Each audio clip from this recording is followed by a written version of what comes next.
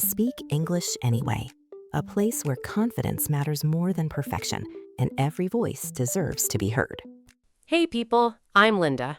And I'm Ethan, and today we are calling you out. Lovingly, but firmly. Very lovingly. Today we are talking about something that I think is one of the most common and most invisible problems in English learning. You already know more English than you think you do, significantly more, and you are not using it. Which is, and I say this as someone who did this for years, genuinely a shame, because I had perfectly functional English sitting in my brain like furniture in a storage unit, paid for, owned, completely inaccessible. Furniture in a storage unit. That is the perfect metaphor. English that is in your brain, real, functional, usable English, just sitting there because you convinced yourself it does not count, or it is not enough, or you will use it later when you feel more ready. Later, the most expensive word in English learning, also the most popular.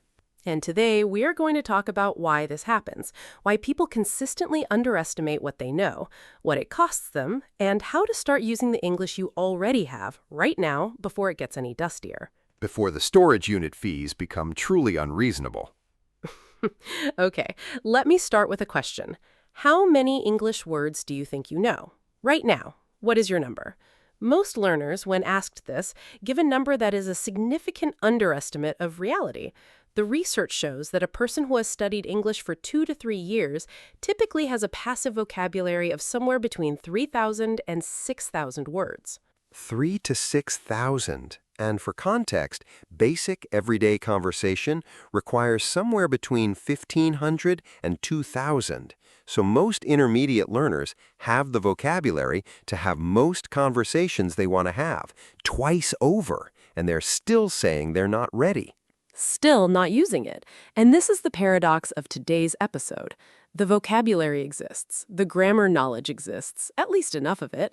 The understanding exists. You can watch shows in English and follow them. You can read articles and extract meaning. The tools are there, but something stops people from picking them up. What stops them? A few things. The first, the readiness trap, the feeling that you need to know more before you start using what you know. I will speak more when my vocabulary is bigger. I will write in English when my grammar is better. I will have that conversation when I am more confident. The eternal when. I lived there for 2 years. Lovely place. Nothing happens there. I do not recommend it. Nothing happens there. Because knowledge does not create confidence. Usage creates confidence. You do not become confident and then start using your English. You start using your English and then confidence arrives. Slowly, imperfectly, but it arrives. This is counterintuitive, but completely true. I spent a long time waiting to feel ready before I would speak. And then one day, someone asked me a direct question in English, and I had to answer immediately. And something came out of my mouth that was imperfect, but functional. And I realized, oh, I can do this. The readiness was never going to come from more studying. It was going to come from that moment. From the doing of it. I had a friend who studied for 4 years. 4 years of classes. 4 years of vocabulary lists and grammar exercises. And she was genuinely intermediate. I could hear it and how she understood everything I said. But when it came to speaking, she kept describing herself as a beginner, and she was not a beginner. She was someone who had decided none of it counted because she had not used it yet. Decided it did not count. That is the saddest version of this. Not the person who never studied, the person who studied for years and then dismissed all of it. Like saving money for so long you forget you have it, and then you walk around feeling broke when actually there is money in the account. And the solution, the only solution, is to spend some, to discover that it is actually there and that it actually works.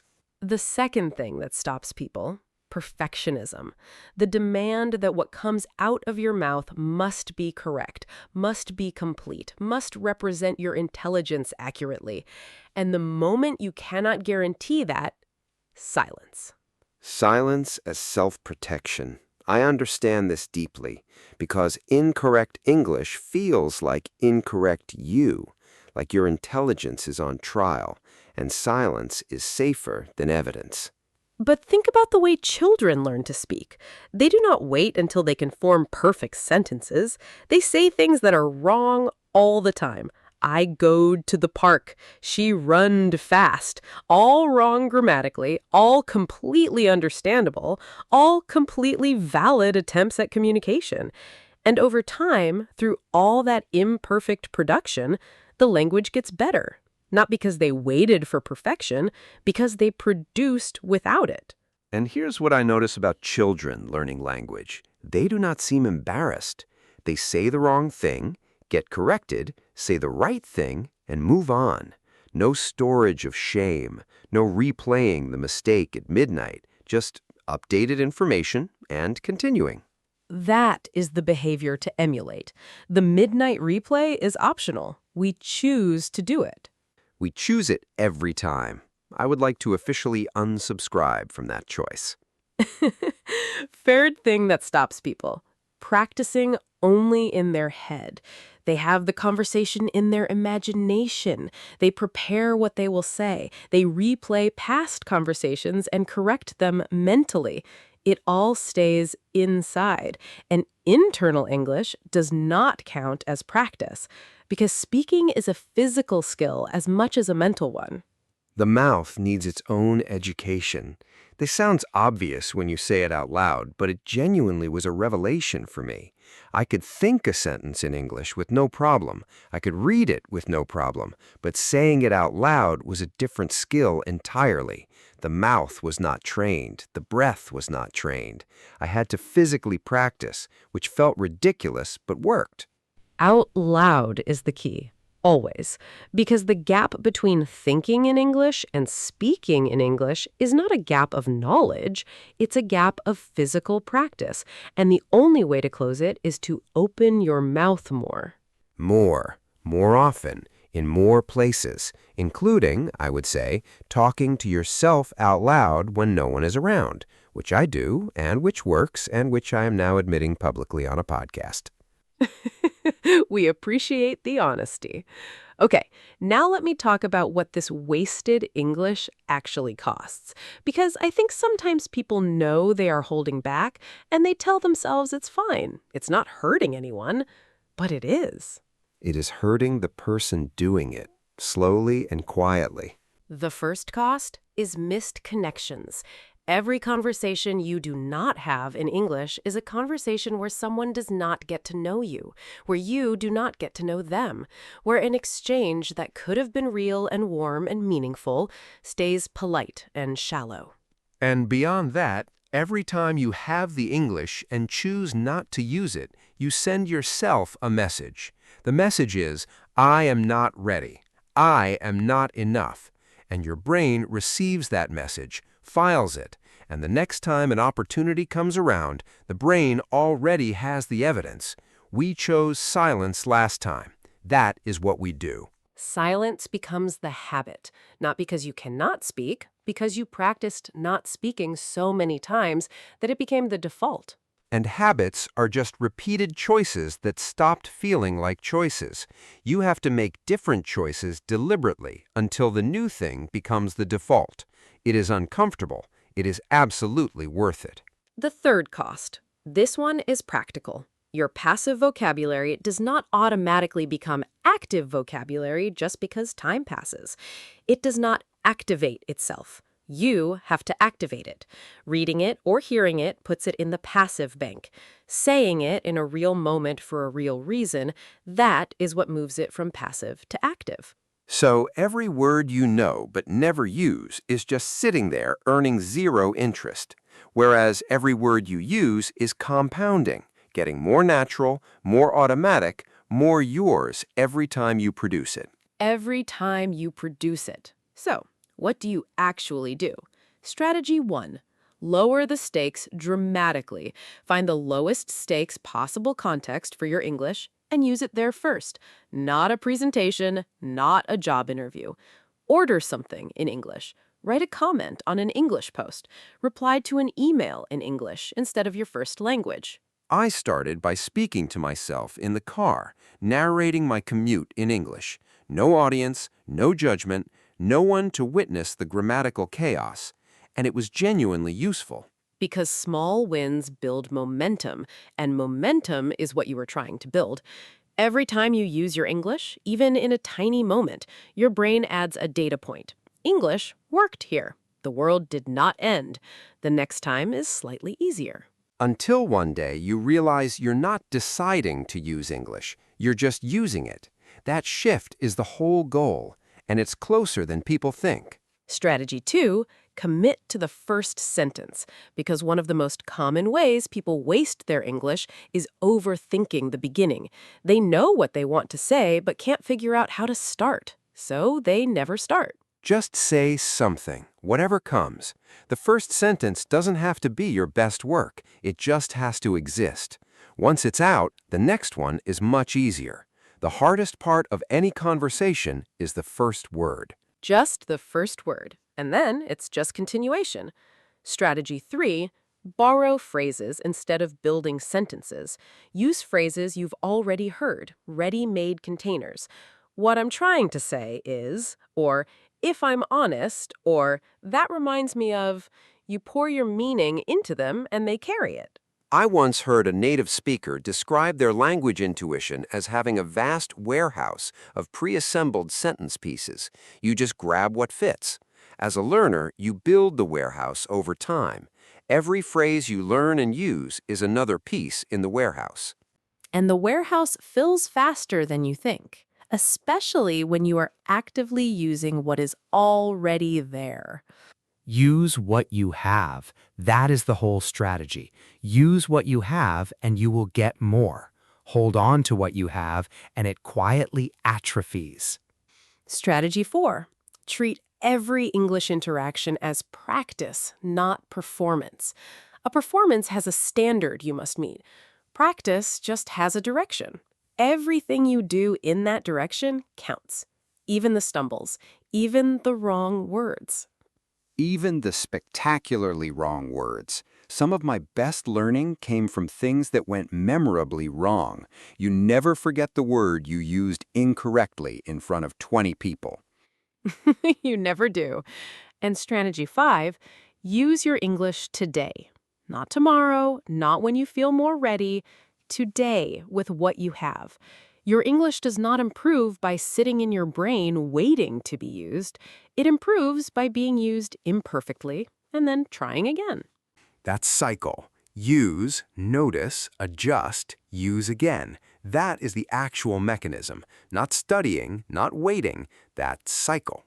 That is it. That is the whole mechanism. Word tour time. Before we do, I want to say something.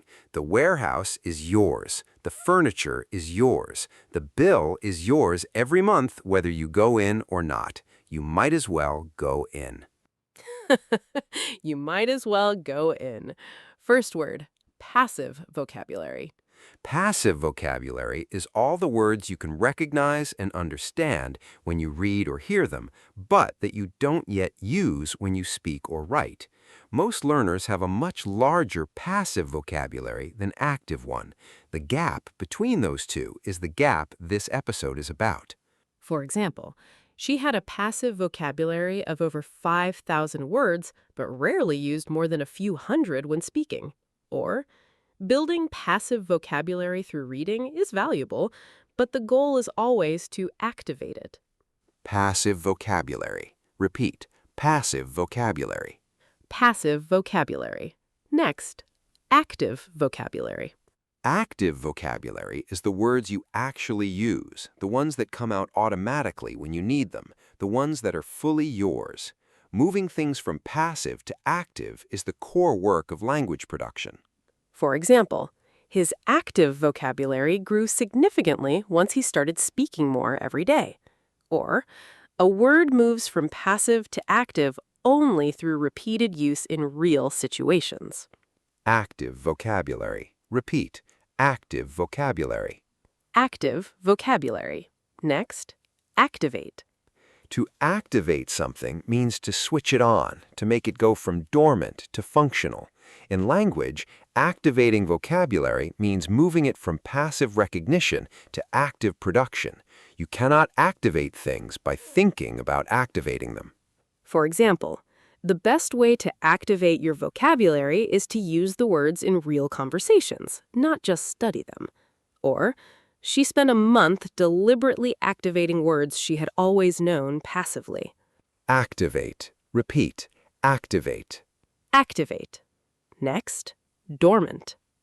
Dormant means existing but inactive, like a volcano that is not currently erupting, or a language learner's entire vocabulary during a period of excessive caution. For example, he had years of dormant English, knowledge that existed but had never been expressed.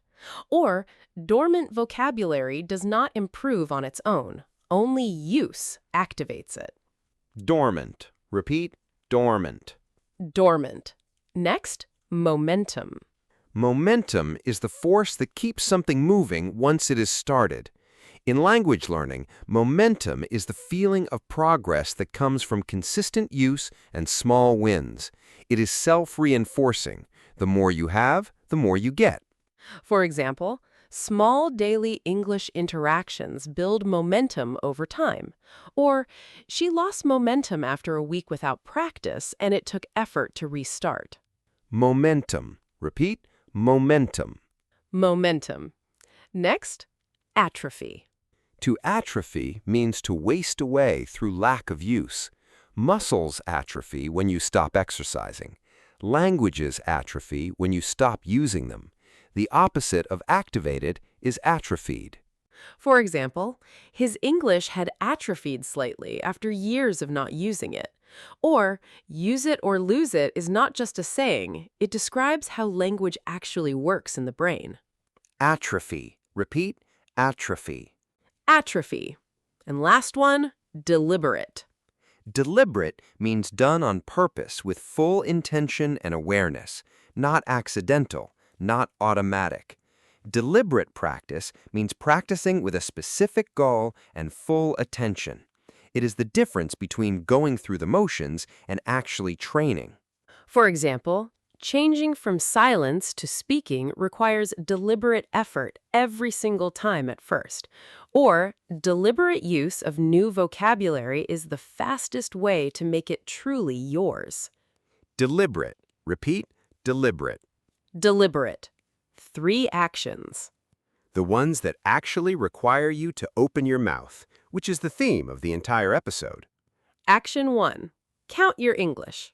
Take 5 minutes and write down everything you already know how to do in English. Not what you cannot do yet, what you can do. Be specific, be generous with yourself. This is your English inventory, and it is almost certainly larger than you think. Action 2. Find one moment this week to use English you would normally hold back. One moment where you have the English and you choose to use it instead of saving it for later. Later is not coming. Now is here. And action 3. The next time you say something in English that is not perfect, do not apologize for it. Do not explain it. Do not preface it with, "Sorry, my English is not great." Just keep going, because the person in front of you is almost certainly not thinking about your grammar. They're thinking about what you said, and what you said is what matters. The meaning is primary, always was, always will be. Take care of your English. And take care of your heart. This is Linda. And this is Ethan. You've been listening to Speak English Anyway. Bye, everyone. Don't waste your English. It is already there. Go use it. The storage unit is waiting. The key is in your hand.